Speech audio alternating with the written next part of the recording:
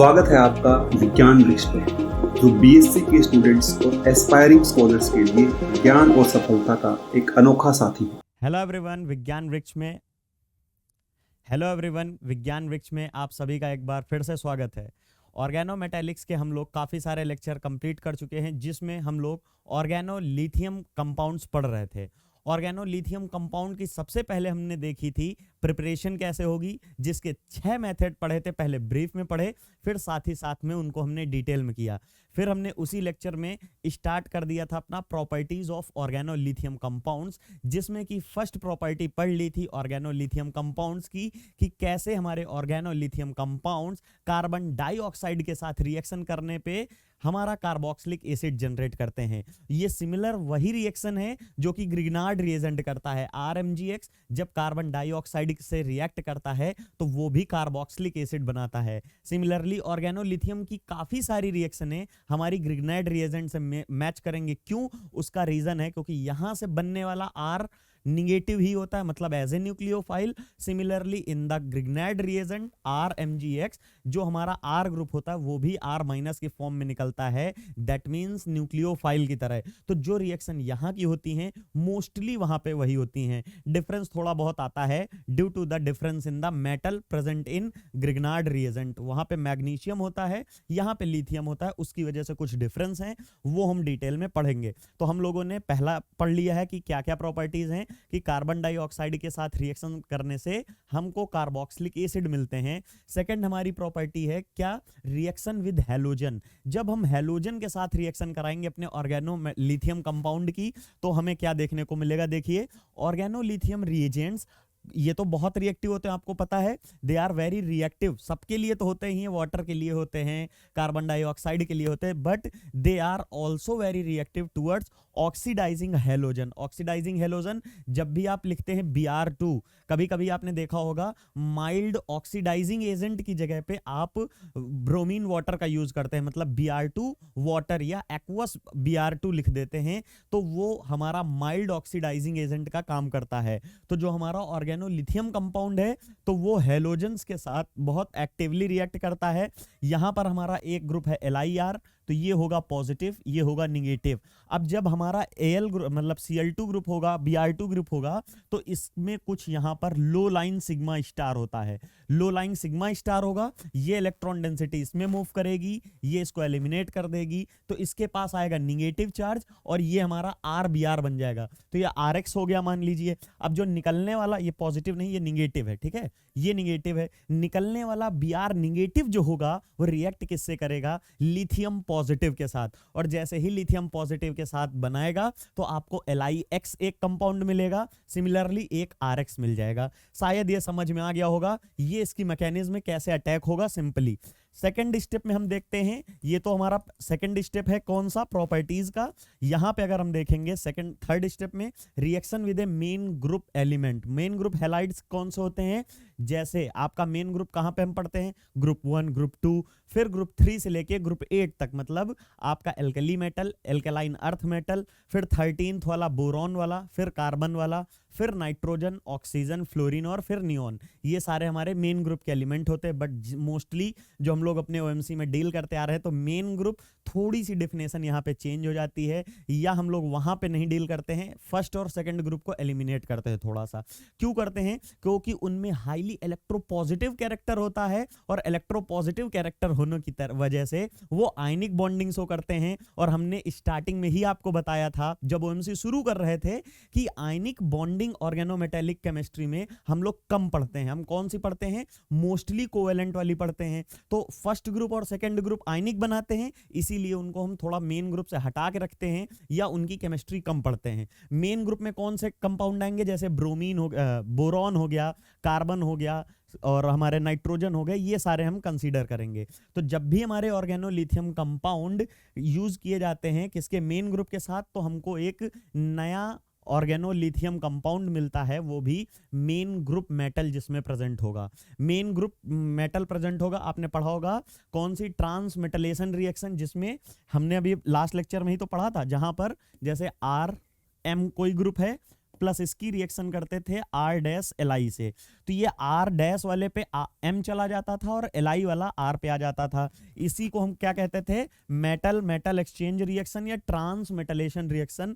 Similarly ये हमारा क्या है, एल आई है, आर है, और एल आई आर को ही तो क्या बोलते हैं, ऑर्गेनोलिथियम, तो ये ऑर्गेनोलिथियम हो गया। और ये हमारा BCl3 है। बोरॉन हमारा कहाँ का है, थर्ड ग्रुप का है। थर्ड ग्रुप मतलब मेन ग्रुप या रिप्रेजेंटेटिव एलिमेंट। जब इसकी रिएक्शन कराते हैं तो 3 हमारे जो Cl हैं वो लिथियम के साथ चले जाएंगे और LiCl बनाएंगे, और जो इसका निगेटिव पार्ट है ये इसके ऊपर जाके, क्योंकि इसके पास वैकेंट ऑर्बिटल होती है, रिएक्शन क्यों होती है मैं सबका एक्सप्लेनेशन आपको देते चल रहा हूं। यहां पे कैसे हुई मैंने बता दिया, एंटी बॉन्डिंग बॉन्डिंग कैरेक्टर पूरा।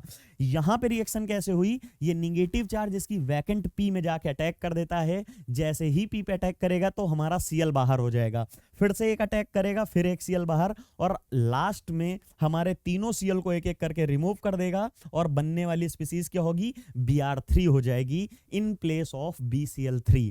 सिमिलरली सेकंड एग्जांपल लेंगे SnCl4। SnCl4 में आप कमेंट करके बताइएगा कि यहां पर क्या होता है। SnCl2 जब होता है तो उसको क्या बोलते हैं, और SnCl4 मतलब Sn2 वाले का नेम क्या होता है, और Sn का जो पॉजिटिव में +4 वाली ऑक्सीडेशन स्टेट होती है उसका नाम क्या होता है, आप बता सकते हैं अगर जिन लोगों को पता है। चलिए यहां पर क्या है, LiR है, फिर से वही ट्रांसमेटलेशन टाइप की रिएक्शन, यहां पे लिथियम पॉजिटिव, यहां पे ये हमारा पॉजिटिव ग्रुप। Cl में क्या है, D है, यहां पे p ऑर्बिटल के साथ हो रही थी लेकिन यहां पे p नहीं, स्टेनस में हम लोग D ऑर्बिटल भी होती है और p ऑर्बिटल भी होती है। तो सिमिलरली उसी तरह यहां पे जाके इसके ऊपर अटैक करेगा, एक Cl को बाहर करेगा, फिर R1 आया, ऐसे करके कॉन्जिक्यूटिवली 4 हमारे R ग्रुप अटैक करेंगे, और रिजल्टेंट हमको क्या मिलेगा, रिजल्टेंट हमको SnR4 देखने को मिल जाएगा, साथ में 4 LiCl बनते हुए दिखेंगे। शायद आपको पहला जो हमारा प्रॉपर्टीज में था ऑर्गेनोलिथियम का वो समझ में आया होगा, जहां पर ऑर्गेनोलिथियम से CO2 से रिएक्शन करके एसिड बन रहा था, फिर यहाँ पे हेलोजन से रिएक्ट करके हमको LiX और RX टाइप की स्पीसीज मिल रही थी।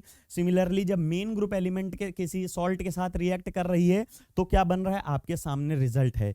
सिमिलरली अगर हम आगे मूव करते हैं अपनी नेक्स्ट उसमें प्रिपरेशन में, मेटलेशन रिएक्शन जो कि एक इंपॉर्टेंट है, यहां पे लिख लीजिए ये वाला। जैसे ट्रांसमेटलेशन आपके लिए इंपॉर्टेंट था, उसी तरीके से मेटलेशन रिएक्शन क्यों इंपॉर्टेंट है वो समझेंगे। देखिए alkyl lithium react with hydrocarbon, alkyl lithium hydrocarbon से रिएक्ट करते हैं। हाइड्रोकार्बन जो वो कंपाउंड होते हैं जिनमें सिर्फ और सिर्फ कार्बन और हाइड्रोजन होते हैं, इसीलिए उनका नाम हाइड्रोकार्बन्स होता है। Containing a strong H acid, strong H acid मतलब स्ट्रॉन्ग एसिड होते हैं, वहां पे H+ निकलता है, उन तरह के हाइड्रोकार्बन्स को हम स्ट्रॉन्ग H एसिड कहेंगे। फॉर एग्जाम्पल कौन सा है, एक एग्जाम्पल लेते हैं, एक CH एसिड का, स्ट्रॉन्ग CH एसिड कौन सा है, बेंजीन। अब कहेंगे सर बेंजीन कैसे होता है, देखिए जब बेंजीन से हमारा H+ बाहर जाएगा तो वहां पे बनने वाला जो निगेटिव चार्ज होगा वो कहां पर होगा, sp2 कार्बन पे, और sp2 कार्बन या sp कार्बन जो होता है वो इलेक्ट्रोनिगेटिव होता है, और इलेक्ट्रोनिगेटिव एटम पर बनने वाला निगेटिव चार्ज हमारा स्टेबल होता है। क्यों, क्योंकि वहां -I इफेक्ट लगता रहता है। -I इफेक्ट क्या करता है, निगेटिव चार्ज को अपनी तरफ अट्रैक्ट करता रहता है, और एक तरह से डिस्पर्जन ऑफ चार्ज होता है। और मैंने आपको बताया था जहां जहां पर डिस्पर्जन ऑफ चार्ज होगा या डीलोकलाइजेशन ऑफ चार्ज होगा तो ऑलवेज स्टेबिलिटी आती है, और जहां पे लोकलाइज्ड होता है वहां पर डीस्टेबल होगा, क्योंकि सारा का सारा वेट या सारा का सारा चार्ज सिर्फ और सिर्फ एक एटम पे होगा, जो भी डिफिकल्ट होगा। शायद आपको याद होगा जो मैंने आपको एग्जांपल दिया था, वेट 100 kg का वेट अगर आप अकेले कैरी करते हैं तो वो आपको बहुत ज़्यादा अनस्टेबल करता है, लेकिन अगर आपने अपने 4 फ्रेंड के साथ उसको इक्वल अमाउंट में डिस्ट्रीब्यूट कर लिया 20 kg में, तो वो डीलोकलाइज्ड हो गया चार्ज, या आपका जो वेट था वो डीलोकलाइज्ड हो गया, जिसकी वजह से आप कंफर्टेबल या स्टेबल हो जाएंगे। वही चीज़ यहाँ पर सिमिलर है। अब बात करते हैं रिएक्शन क्या हुई है। ये हमारा बेंजीन है, C6H6 है, साथ में हमने लिया है यहाँ पे ब्यूटाइल C4H9 और लिथियम है। तो यहाँ पे जो हमारा, अगर यहाँ पे मैं बना के दिखा देता हूं आपको, ये लीजिए, ये हाइड्रोजन है और यहाँ पे हमारा लिथियम है, साथ में यहाँ ब्यूटाइल प्रेजेंट है, तो ब्यूटाइल निगेटिव, ये पॉजिटिव। ये क्या करता है, इसकी जगह इंसर्ट होता है और ये वाला इधर आ जाता है। इंसर्शन टाइप की जैसे रिएक्शन होती है, तो इंसर्शन में क्या है, दो बॉन्ड के बीच में ही जाके इंसर्ट हो जाता है, H निकलेगा नहीं। लेकिन यहाँ ऐसा इंसर्शन नहीं होता है, बस ये बॉन्ड ब्रेक होता है, ये यहाँ पे जाके जुड़ेगा और यहाँ पे निगेटिव चार्ज बना देगा, और ये H प्लस आके, ये निगेटिव है तो ये H प्लस इधर आके पॉजिटिव निगेटिव लिंक होंगे और इधर भी पॉजिटिव निगेटिव लिंक होंगे, और आपको रिजल्टेंट स्पीसीज क्या मिलेगी, ये देखिए मैंने लिखा है C6H5, मतलब फिनाइल रिंग, जिसके ऊपर निगेटिव चार्ज रेजोनेट होता रहेगा और इलेक्ट्रोनिगेटिव एटम पे है। साथ ही में आपको क्या देखने को मिल रहा है, ये साइड प्रोडक्ट ब्यूटेन देखने को मिल रहा है। ये हमारी रिएक्शन थी। फिर क्या है, the above reaction is extremely slow. ये जो रिएक्शन होती है ये स्लो होती है, क्यों? क्योंकि आपको पता है बेंजीन के ऊपर की जो रिएक्शन होती हैं, अगर उसके ऊपर इलेक्ट्रोफिलिक सब्स्टिट्यूशन होता है तो वो तो फास्ट होता है। इलेक्ट्रोफिलिक सब्स्टिट्यूशन रिएक्शन तो बेंजीन पे फास्ट होगा क्योंकि वहां इलेक्ट्रॉन डेंसिटी ज्यादा होती है, बट यहां बेंजीन के ऊपर क्या हो रहा है, लिथिएशन हो रहा है। इससे पहले लेक्चर में मैंने जब वो पढ़ाया था preparation of organolithium compounds, तो वहां मैंने एक्सप्लेन किया था कि किसी कंपाउंड पे लिथियम का जुड़ना ही लिथिएशन कहलाते हैं। तो यहाँ पे बेंजीन पे लिथियम का जुड़ना लिथिएशन कहलाता है। तो ये प्रोसेस बहुत स्लो होती है, लेकिन इस प्रोसेस की रेट को बढ़ाया जा सकता है। कैसे? दिस रैपिड LIH एक्सचेंज होता रहता है अकर्स अपॉन एडिशन। अगर ये स्लो रिएक्शन है, लेकिन इसको रैपिड कराने के लिए, मतलब चेंज स्पीड अप करने के लिए क्या करते हैं, upon addition of strong oxygen donor. हम लोग ऑक्सीजन डोनर्स लगाते हैं, लाइक टिमेडा। टिमेडा क्या होता है, टेट्रा मिथाइल इथाइलिन डाइअमीन, ये आपके सामने लिखा हुआ है। और टर्सरी ब्यूटॉक्साइड जो कि बेस होता है, आपको पता है, ये क्या करता है, चीलेशन करता है। चीलेशन करने से क्या समझेंगे, मैं भी आपको एक्सप्लेन करता हूं। देखिए टिमेडा जो होता है, टेट्रा मिथाइल इथाइलिन डाइअमीन, देखिए 1 2 3 4, तो ये टेट्रा मिथाइल हो गया। अब टेट्रामिथाइलिन हो गया, टेट्रामिथाइल हो गया। और यहाँ पे अगर देखेंगे ये छुपा हुआ हाइड है जो आपको नहीं दिख रहा होगा, CH2 है, तो इसी को बोला गया है इथाइलिन। इथाइलिन है तो ये हो गया टेट्रामिथाइल इथाइलिन। और उसके बाद डाइअमीन क्यों है, क्योंकि एक NH2 और एक NH2 के साथ में हमारे एमीन ग्रुप लगा है, इसी के लिए इसका नाम टेट्रामिथाइल इथाइलिन डाइअमीन दैट इज टिमेडा हो गया है। टिमेडा के ऊपर रिएक्शन अगर हम देखेंगे कैसे होती है, ये कैसे फैसिलिटेट करती है रिएक्शन को। यहाँ लिथियम के ऊपर पॉजिटिव चार्ज है और यहाँ पे हमारा C4H9 है। ये करेगा क्या, यहाँ पे बनने वाला जो बेंजीन के ऊपर, यहाँ पे बेंजीन का अगर स्ट्रक्चर ओपन करेंगे तो कुछ इस टाइप का होगा, ये हाइड्रोजन। अब ये क्या करेगा, जैसे अभी मैंने बताया था ट्रांस मेटलेशन टाइप का, तो ये लिथियम यहाँ पे जाएगा, इसकी ब्रेकिंग करेगा, और जो बनने वाला निगेटिव चार्ज है उसको ये नाइट्रोजन, ये जो नाइट्रोजन है ये स्टेबलाइज करेंगे, प्लस जो लिथियम है उसको भी स्टेबलाइज करेगा। तो टमेडा का काम क्या है, दोनों स्पीसीज जो बनने वाली स्पीसीज हैं दोनों को स्टेबलाइज करेगा। और आपको पता है, मैंने बताया है, जो भी स्टेबलाइज करता है कभी कोई रिएक्शन, तो वहां पे क्या होता है, वो हमारी फैसिलिटेट करती है रिएक्शन सिंपली। ये आपको समझ में आ गया होगा। इसी के कंटेक्स्ट में लिखा गया है टमेडा इफेक्ट बोथ, यहां पे एक्सप्लेन किया गया है बोथ क्लीवेज ऑफ BuLi। जो ब्यूटाइल लिथियम लिया है उसका क्लीवेज भी कराएगा, साथ ही साथ में जो बनने वाला हमारा लिथियम पॉजिटिव है उसको वहां पर पोलराइजेशन भी करेगा LiC बॉन्ड का। सिंपल है क्या, कि बॉन्ड की क्लीवेज भी करा रहा है और उसके बाद बनने वाला जो चार्ज स्पीसीज है उसको क्या करा रहा है, उसको स्टेबलाइजेशन प्रोवाइड कर रहा है। सिंपल सा। In this way the carbon ionic character and therefore the reactivity of the butyl group is increased, क्योंकि वहां ब्रेकिंग भी इनहेंस कर रहा है और बनने वाले निगेटिव चार्ज और पॉजिटिव चार्ज की स्टेबिलिटी को भी बढ़ा रहा है। तो ओवरऑल रिएक्शन क्या होगी, फास्ट हो जाएगी। फिर it has been pointed out earlier, ये पॉइंट आउट किया गया है कि the monomerization is essential for the metalation. जो भी मोनोमराइजेशन होता है, आप कहेंगे सर ये मोनोमराइजेशन वर्ड क्या है, याद करिए मैंने आपको बताया था कि lithium organometallic compounds are generally polymeric. मैंने एक पॉइंट लिखाया था आपको कि lithium organometallic compounds are generally polymeric. क्यों, क्योंकि वहां पे मैंने एक एग्जांपल दिया था क्यूबेन वाला, कुछ ये वाला दिया था, याद करिए, शायद आपको याद होगा। ऐसे कुछ एग्जाम्पल था और इसके अल्टरनेट कॉर्नर्स पे क्या प्रेजेंट था, लिथियम यहां था, लिथियम यहां था, लिथियम यहां था और लिथियम यहां था। ये था, और उसके बाद यहाँ CH3, यहाँ CH3 मतलब अल्टरनेट पे CH3, ये कौन सी फॉर्म थी? टेट्रामेरिक फॉर्म थी। इसी तरह के और बहुत सारे पॉलीमेरिक फॉर्म है। सबसे सिंपल ये है, समझाने के लिए मैंने आपको इसलिए यही एग्जांपल देता हूं। तो ये पॉलीमेरिक, लेकिन ये कह रहा है कि अगर ये जो मेटलेशन रिएक्शन है, अगर इसको हमको इनहेंस करनी है तो इस कंपाउंड को पॉलीमेरिक फॉर्म में नहीं, हमको मोनोमेरिक फॉर्म में चाहिए। This reaction clear, this it has been pointed out earlier, monomerization is essential for the metalation reaction to proceed smoothly. मतलब ये पॉलीमर नहीं होना चाहिए, इसकी जगह LiCH3 मोनोमर ही सिर्फ होना चाहिए, इससे हमारी रिएक्शन फास्ट होती है। This is clearly indicated by the observation. ये कैसे पता चला? एक ऑब्जर्वेशन की गई कि रेट ऑफ मेटलेशन ऑफ PHCH2Li, जो PHCH2Li है वो क्या होती है, उसकी 10 to the power 4 time faster या 4 टाइम हायर होती है देन CH3Li। अब देखिए होता क्या है, जो PHCH2Li है, PH क्या होता है? फेनाइल ग्रुप, CH2 क्या है? ये रहा Li। तो ये तो एज सच ऐसे ही रहता है, और इसी को कहते हैं ये मोनोमेरिक फॉर्म में प्रेजेंट है। इसका कोई पॉलीमराइजेशन नहीं होता है, इसका कोई डाइमराइजेशन या टेट्रामेराइजेशन नहीं होता है, लेकिन LiCH3 हमारा टेट्रामर बनाता है। और हमने ये लाइन पढ़ी है कि जो भी मोनोमर होंगे, मोनोमराइजेशन इज एसेंशियल फॉर मेटलेशन रिएक्शन। तो जो भी हमारे मोनोमर की फॉर्म में होंगे वो फास्ट रिएक्शन देंगे। ये प्रूफ भी होता है क्योंकि यहाँ पे 10 to the power 4 time faster होता है मोनोमर का, और जबकि आगे क्या लिखा गया है, CH3 के कंपेयर में ये हमारी 4 times 10 to the power 4 times faster reaction देती है।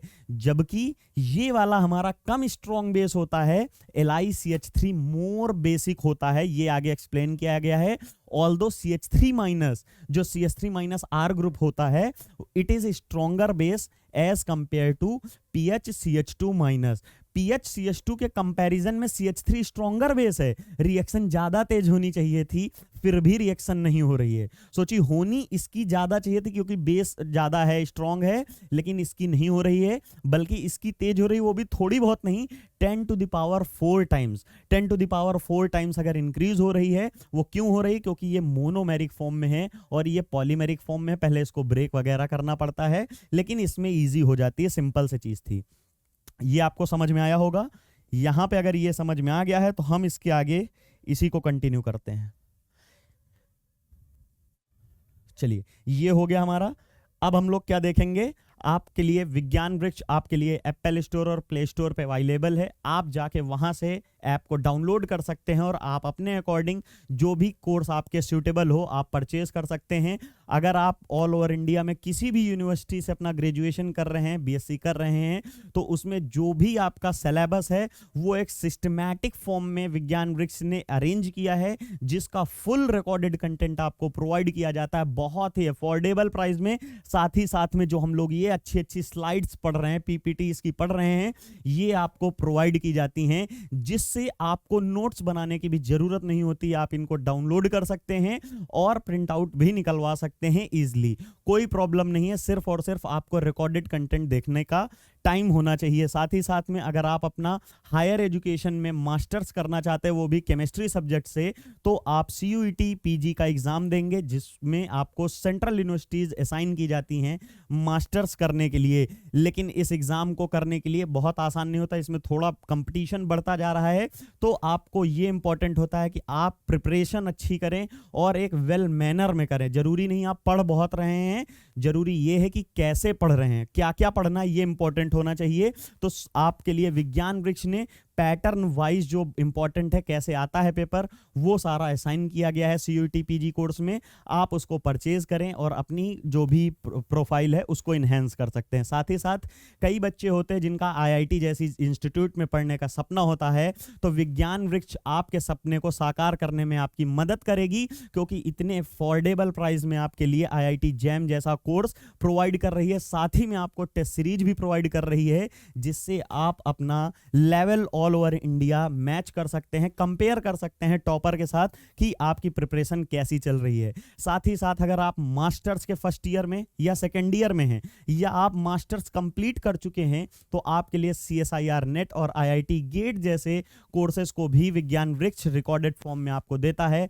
जिससे आप इजीली इन एग्ज़ाम्स को क्रैक कर सकते हैं। आईआईटी गेट में अगर आप अच्छी रैंक लाते हैं तो आपको काफ़ी सारी गवर्नमेंट जॉब में डायरेक्ट इंटरव्यू के बेस पे ही सिर्फ और सिर्फ जॉब मिल जाती है। ओएनजीसी, डीआरडीओ, बार्क, इसरो जैसी जगहों पे सिर्फ और सिर्फ हमको इंटरव्यू के बेस पे सेलेक्ट किया जाता है।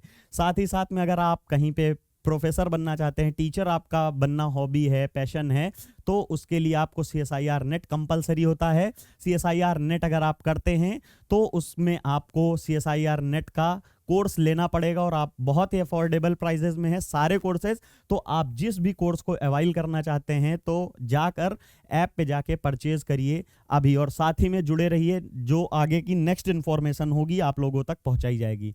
हम लोगों ने ये पढ़ लिया है कैसे होगा। नेक्स्ट मेथड हम लोगों को पढ़ना है कि कौन कौन सी प्रॉपर्टीज हैं, उनमें 4 हमने पढ़ लिया है। फिफ्थ कौन सी है? Reaction with CO multiple bond. CO multiple bond क्या होता है? जैसे कार्बोनिल हो गया, कार्बन मोनोऑक्साइड हो गया, ये होता है। कार्बन डाइऑक्साइड के साथ तो पढ़ ही चुके हैं आप। CO मल्टीपल बॉन्ड कार्बोनिल का हो रहा है, सिंपल सी बात है। Aldehyde can be obtained. Aldehyde हमें मिलते हैं कब? जब हम रिएक्शन कराते हैं, एडिशन रिएक्शन होती है RLI मतलब ऑर्गेनोलिथियम कंपाउंड की, to the NN dimethyl formamide. NN dimethyl मतलब नाइट्रोजन से एक मिथाइल लिंक तो उसे N मिथाइल, फिर एक उसी नाइट्रोजन से दूसरा मिथाइल लिंक तो N मिथाइल तो उसको बोला है NN डाइमिथाइल। फॉर्मामाइड मतलब फॉर्माइल ग्रुप जो होता है, COH ग्रुप होता है, उसे फॉर्माइल ग्रुप बोलते हैं। फॉर्मल्डिहाइड जैसे जिसका फॉर्मूला HCOH होता है, उसी तरह ये हमारा होता है NN फॉर्मल्डिहाइड। ये रहा। जब इसकी रिएक्शन कराएंगे तो वही है सिंपल। अगर मैं मैकेनिज्म इसी में आपको दिखा दूं तो देखिए, ये निगेटिव पार्ट, ये पॉजिटिव पार्ट। आपको बताया था जहां CO ग्रुप दिखे तो ये इलेक्ट्रोफिलिक पार्ट होता है, ये जाके तुरंत इसमें ऐसे अटैक करेगा, और जैसे ही अटैक करेगा तो ये बॉन्ड ओपन होगा। अब बॉन्ड ओपन होगा तो यहां क्या बचेगा? देखिए CH यहां लिख दिया है, R ने अटैक किया है C के ऊपर तो C के ऊपर R CH, और O ऊपर खुल गया है तो O के पास कौन सा चार्ज होगा? O के पास निगेटिव चार्ज होगा, और निगेटिव चार्ज ऑक्सीजन के पास है और Li के पास पॉजिटिव चार्ज है, तो ये Li जाके तुरंत इसमें चिलेट हो जाएगा। चिलेट हो जाना मतलब वहां जुड़ जाना हो जाता है इलेक्ट्रोस्टैटिक अट्रैक्शन से। यहां निगेटिव, यहां पॉजिटिव, ये जुड़ गया। फिर हम क्या करते हैं? इसकी हाइड्रोलिसिस करते हैं। जैसे ही हाइड्रोलिसिस करेंगे तो आपको क्या देखने को मिलेगा? रिजल्टेंट यहां पे ये हमारा बॉन्ड नीचे आएगा और ये हमारा बाहर कर देगा इसको, और जैसे ही बाहर करेगा तो यहाँ R उसी तरह है, CH उसी तरह है, ये डबल बॉन्ड जुड़ गया। डबल बॉन्ड जुड़ गया, Li बाहर चला गया क्योंकि ये तो हमारा यूज किया गया है तो बाहर ही हो जाएगा, और हमें NCH3 का होल ट्वाइस मिल गया जो बाद में न्यूट्रलाइज हो जाएगा। इससे हमें मतलब ही नहीं है, ये मतलब नहीं, हमको मतलब इससे था, तो मैंने आपको पूरी मैकेनिज्म भी बता दी, आप इसको नोट कर सकते हैं। तो ये हमारा कौन सा मेथड था? ये हमारा 5th नंबर का मेथड था। नेक्स्ट मेथड हम देखेंगे 6th नंबर का मेथड, जिसमें है addition reaction with CN।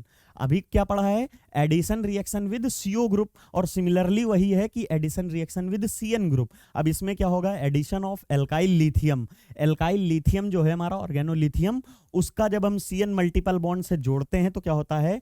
RCN deserved special mention. इसको हमको अलग से देखना पड़ेगा बिकॉज, क्योंकि यहां से एक और अच्छी चीज, यहां से खाली हम ऑर्गेनोलिथियम की ही नहीं, साथ ही साथ में कीटोन बनाने की भी फॉर्मेशन होती है। जब आप ऑर्गेनिक केमिस्ट्री पढ़ते हैं ना, कि पढ़ रहे होते हैं, मान लीजिए हेलोजन पढ़ रहे हैं, कार्बोक्सिलिक एसिड नाम का टॉपिक है पूरा आपके में एल्डिहाइड नाम का है, तो कीटोन नाम का है। तो जब कीटोन पढ़ना शुरू करेंगे तो सबसे पहले व्हाट इज कीटोन, फिर उसकी प्रॉपर्टीज, फिर उसकी प्रिपरेशन, उसके बाद उसकी रिएक्शन। तो जब प्रिपरेशन पढ़ते हैं तो उनमें से एक प्रिपरेशन मेथड ये भी है, दैट मींस यहां भी पढ़िए, फिर ऑर्गेनिक में जाके कीटोन्स में भी यही वाली रिएक्शन सिमिलर पढ़ेंगे। इसलिए यहां पे लिखा गया है कि इसको डिजर्व्स स्पेशल मेंशन। क्या है? इसीलिए बोला गया है कि इसको स्पेशल मेंशन देना है। अब रिएक्शन कैसे होगी? सिमिलरली वैसे ही होगी जैसे पीछे हुई थी, मैं फिर भी इसको आपको मैकेनिज्म टाइप में दिखा दूंगा। ये निगेटिव पार्ट होगा, ये तो निगेटिव पार्ट होगा, जैसे ही ये निगेटिव ये पॉजिटिव। अब देखिए यहां कार्बन और नाइट्रोजन में कौन ज्यादा इलेक्ट्रोनिगेटिव है? नाइट्रोजन। तो डबल बॉन्ड टूटेगा तो निगेटिव पार्ट कहां जाएगा?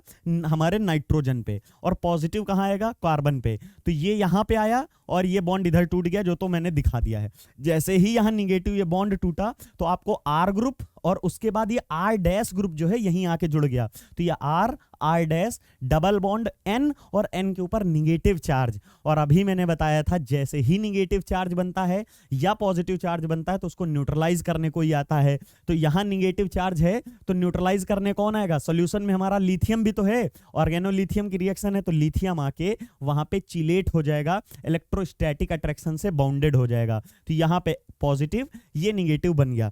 अब इसकी हाइड्रोलिसिस कराएंगे, जैसे ही हाइड्रोलिसिस कराएंगे तो लिथियम का Li बाहर हो जाएगा और यहां से हाइड्रोजन जुड़ जाएगा। फर्दर हम हाइड्रोलिसिस कराएंगे तो ये फिर से यही निगेटिव चार्ज, निगेटिव यहां बनेगा। तो हाइड्रोलिसिस में क्या होता है, वाटर होता है, वाटर होता है H2O। जब आप वाटर को ब्रेक डाउन करते हैं तो आपको पता है H प्लस OH निगेटिव बनता है। तो H प्लस अगर यहां निगेटिव बन रहा है, यहां पॉजिटिव बन रहा है, और वाटर में होता है H पॉजिटिव और OH निगेटिव। तो आपको बताने की जरूरत ही नहीं, ये वाला OH यहां जाएगा और H यहां आएगा। सिमिलरली एक बार फिर से यहां पे सिंगल बॉन्ड है, फिर से यहां पे वाटर हमारा आएगा, ये निगेटिव ये पॉजिटिव, यहां से सेकंड बॉन्ड भी टूटेगा, यहां पे जाएगा और ये इधर जाएगा। तो फाइनली जो ओवरऑल आपका रिजल्टेंट देखेंगे तो R बनेगा एक, फिर R बनेगा और इसके ऊपर 2 OH बनेगा। और इसको क्या बोलते हैं बच्चों, इसको बोलते हैं जेम डाइऑल। और जेम डाइऑल हाईली अनस्टेबल होता है क्योंकि एक ही कार्बन पर 2 OH ग्रुप नहीं रह सकते हैं, क्योंकि वहां पे लोन पेयर का रिपल्सन होता है। जैसे ही ये होगा तो इससे निकलेगा वाटर और बनने वाली स्पीसीज हो जाएगी कीटोन। ये मैंने जो इस तरह रफली दिखाया है ये मैकेनिज्म है, आप नोट कर लीजिए। लेकिन जो रिएक्शंस दिखाई जाती हैं कॉपी में, आप एग्जाम्स में जो लिखेंगे वो जो मैंने नीचे लिखी थी वो है। ये मैंने आपको समझाया जिसमें आपको ट्रिक पता चले, मैकेनिज्म भी पूरी आनी चाहिए। तो ये मैं हटा देता हूं, आप रिवाइंड करके इसको पूरा अपने कॉपी पे लिख सकते हैं। ठीक है, यहां पर से हमारा कौन सा मेथड 6 नंबर का कंप्लीट हो रहा है, कौन सा, प्रॉपर्टीज ऑफ ऑर्गेनोलिथियम कंपाउंड्स। तो ये सारा आप नोट कर लीजिए, इंपॉर्टेंट था।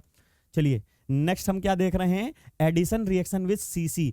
तो अब देखिए 3 हम पढ़ चुके, एक तो एडिशन में CO कार्बोनिल में, फिर एडिशन टू CN, अब तीसरा पढ़ने जा रहे हैं एडिशन टू CC, मतलब एल्कीन या एल्काइन टाइप की स्पीसीजेज होंगी। वहां पर क्या होगा, alkyl lithium initiates the polymerisation. Polymerisation क्या होता है, जैसे पॉलीथीन बनती है इथीन से पॉलीमराइजेशन करके पॉलीथीन, वही चीज है पॉलीमराइजेशन ऑफ आइसोप्रीन। आइसोप्रीन बहुत इंपॉर्टेंट चीज है, इससे नेचुरल रबर का सब्स्टिट्यूट बनाया जा रहा है। कैसे होगा मैं बता रहा हूं, पॉलीमराइजेशन ऑफ आइसोप्रीन, आइसोप्रीन आपका मोनोमर है, इसमें क्या होगा, एफोर्ड सिंथेटिक रबर। क्या होता है, आइसोप्रीन में रिएक्शन कराओगे किसकी, अपनी ऑर्गेनोलिथियम की, तो बनने वाली जो स्पीसीज होगी वो एक पॉलीमर बनेगी, और जो वो पॉलीमर होगा वो क्या होगा, that is your synthetic rubber, जिसका IUPAC name cis1,4 poly isoprene होगा। और ये हमारी होती है सिंथेटिक रबर। सिंथेटिक रबर क्या है, जो नेचुरल रबर है लेटेक्स प्लांट से मिलती है। आपने देखा होगा आपकी बुक्स में एक प्लांट बना होगा, उसमें कट लगा होता है बार्क में और वहां से लेटेक्स गिरती रहती है, वहां वो नेचुरल रबर होती है। तो आजकल के डेज में हमको नाउ डेज मतलब बहुत ज्यादा उसका यूज होने लगा है, तो उतना नेचर से जितना मिलता है हम उतना कैपेबल नहीं है उसको एक्सट्रैक्ट करने के लिए, इसलिए हमको जरूरत पड़ी आर्टिफिशियल बनाने की या सिंथेटिक बनाने के लिए। तो सिंथेटिक कहां से बनाते हैं रबर, वो हमारे सामने है, आइसोप्रीन यूनिट है। आइसोप्रीन यूनिट में क्या होता है, जनरली यहां पे अगर आप मैकेनिज्म ना दिखाऊं तो मैं बता देता हूं, एक रेडिकल इधर बनाइए, एक रेडिकल इधर बनाइए, एक रेडिकल इधर बनाइए, एक रेडिकल इधर बनाइए, फिर होगा क्या, ये वाले दोनों आपस में रेडिकल बॉन्ड बना लेंगे और इधर वाले पॉलीमराइजेशन हो जाएगा। सिंपल, ये मैंने आपको शॉर्ट ट्रिक बता दी कैसे होता है। मैकेनिज्म क्या है ये यहां से भी देख सकते हैं, ऑर्गेनोलिथियम कैसे इनहेंस करेगा पूरी प्रोसेस को। अब यहां पे वही चीज फिर से, ये पॉजिटिव निगेटिव ये रिएक्शन कराएगा। पेंटेन क्या है, ये हमारा सॉल्वेंट है, क्योंकि जितने भी हाइड्रोकार्बन होते हैं वो यहाँ पे सॉल्वेंट, ईथर है, हेक्सेन है, पेंटेन है, ब्यूटेन है, ये सारे सॉल्वेंट एक्ट करेंगे और आपके सामने cis1,4 पॉली आइसोप्रीन मिल जाएगी, जो कि एक सिंथेटिक रबर या आर्टिफिशियल रबर बनती है, जो कि आज बहुत ज्यादा यूज हो रही है। अगर हम लोग देखेंगे लास्ट अपना देखेंगे properties of organolithium compound, that is deprotonation at ortho position of activated aryl system. ये एक्टिवेटेड एराइल सिस्टम सर क्या है? तो जो नॉर्मल एराइल सिस्टम बेसिक आप मान लीजिए कौन सा, बेंजीन। तो बेंजीन नॉर्मल है तो बेंजीन है, लेकिन उसके ऊपर कोई ऐसा ग्रुप लगा दीजिए जिसकी वजह से वो एक्टिवेट हो जाए, उसकी रिएक्टिविटी बढ़ जाए। एक्टिवेट होना मतलब रिएक्टिविटी बढ़ जाए, ठीक है। तो उसके ऊपर हम लोग ओएमई ग्रुप या कोई भी डोनेटिंग ग्रुप लगा देते हैं जिनमें वहां पर हमारी इलेक्ट्रॉन डेंसिटी बढ़ जाए। क्योंकि हमारी बेंजीन जो होती है, न्यूट्रल बेंजीन, नॉर्मल बेंजीन, वो कैसी होती है? न्यूक्लियोफिलिक, उसके पास पाई इलेक्ट्रॉन डेंसिटी प्रेजेंट होती है और वो इलेक्ट्रॉन डेंसिटी डोनेट करती रहती है। डोनेट करती तो न्यूक्लियोफाइल, तो उसकी जो खुद की एबिलिटी है, उसी एबिलिटी को कोई बढ़ा दे तो उसी को कहेंगे एक्टिवेट करना। उसी को क्या कहेंगे? एक्टिवेट करना। तो ये देखिए सामने क्या बना है, ये ओएमई ग्रुप है। ओएमई आपको जीओसी में पढ़ाया है कि प्लस एम ग्रुप जो होता है, प्लस एम ग्रुप ओएमई ग्रुप का जैसे ही इस रिंग पे लगेगा तो इसकी ऑर्थो और पैरा पोजीशन पे क्या होगी? इलेक्ट्रॉन डेंसिटी बढ़ जाएगी, और इलेक्ट्रॉन डेंसिटी बढ़ेगी तो रिंग हमारी एक्टिवेट हो जाएगी। रिंग एक्टिवेट होती है तो इसी को कहते हैं एक्टिवेशन ऑफ रिंग। तो यहां पर अब होगा क्या, ये हम लोग देख लेते हैं पूरा। खाली ओएमई ग्रुप नहीं हो सकता है, कोई भी वो ग्रुप जो कि रिंग को एक्टिवेट करे, जिसके पास लोन पेयर होगा, या ये कह लीजिए प्लस एम इफेक्ट शो करने वाले सारे ग्रुप रिंग को एक्टिवेट करते हैं एक्सेप्ट हेलोजन। क्योंकि जीओसी में हम लोगों ने पढ़ा है हेलोजन ग्रुप जो होते हैं वो क्या करते हैं? रिंग को एक्टिवेट तो करते हैं, मतलब रिंग में इलेक्ट्रॉन डेंसिटी तो देते हैं, लेकिन माइनस आई इफेक्ट लगा के रिंग को ओवरऑल डीएक्टिवेट कर देते हैं। तो इसलिए सिंपल सी चीज है। फिर यहाँ पे है very useful feature of alkyl lithium, जो कि हमारा RLI है, is the deprotonation of activated aryl system. Activated aryl system यहाँ पे इलेक्ट्रॉन डेंसिटी एज यूजुअल, ऐसे बेंजीन में सारी पोजीशंस में मान लो अगर 6 पोजीशंस हैं तो सब में अगर 6 इलेक्ट्रॉन हैं तो सारी पोजीशन पे एक एक इलेक्ट्रॉन प्रेजेंट होगा। लेकिन जब कोई एक्टिवेटिंग ग्रुप लगा देते हैं तो उन 6 इलेक्ट्रॉन में से कोई 2 इलेक्ट्रॉन ऑर्थो और 2 इलेक्ट्रॉन पैरा पे जाएंगे और बचे 2 पूरी पोजीशन पे जाएंगे। इसी को कहते हैं एक्टिवेशन। तो यहाँ पे हमारा क्या है? Containing heteroatom. हेट्रोएटम जैसे OMe, NH2, NR2 इस तरह के ग्रुप होंगे। In fact alkyl lithium binds the heteroatom on the substrate. क्यों? क्योंकि देखिए इसके पास लोन पेयर होता है, नेगेटिव चार्ज, तो लिथियम पहले यहां आता है, रिंग को एक्टिवेट कराता है, उसके बाद वो कहां पे? ऑर्थो पोजीशन पे जुड़ जाएगा, क्योंकि ऑर्थो और पैरा पोजीशन पे ही तो हमारी इलेक्ट्रॉन डेंसिटी बढ़ती है। तो यहां पे ऑर्थो पोजीशन पे जुड़ेगा, जिसकी वजह से deprotonation to the ring CH bond at ortho position of heteroatom. Heteroatom की ऑर्थो पोजीशन पे लिथिएशन हो जाएगा सिंपल, या लिथियम का एडिशन हो जाएगा। ये आपको समझ में आ गया होगा। तो हम लोगों ने अपना पूरा कंप्लीट कर लिया है प्रॉपर्टीज ऑफ ऑर्गेनोलिथियम कंपाउंड्स। इससे पहले हमने क्या देखा था? प्रिपरेशन ऑफ ऑर्गेनोलिथियम कंपाउंड, जिनके 6 स्टेप्स में पढ़े थे, 6 प्रिपरेटिव मेथड थे। सिमिलरली हम लोगों ने अभी जो है कंप्लीट किया है जो अपना प्रॉपर्टीज ऑफ ऑर्गेनोमेटेलिक कंपाउंड्स या ऑर्गेनोलिथियम कंपाउंड्स। तो इसमें 8 प्रॉपर्टीज हमने पूरी की पूरी डिटेल में विद मैकेनिज्म पढ़ ली हैं। चलिए मिलते हैं आपके नेक्स्ट लेक्चर में। आप जुड़े रहिए विज्ञान वृक्ष के साथ और चैनल को सब्सक्राइब करना मत भूलिएगा। Thank you so much.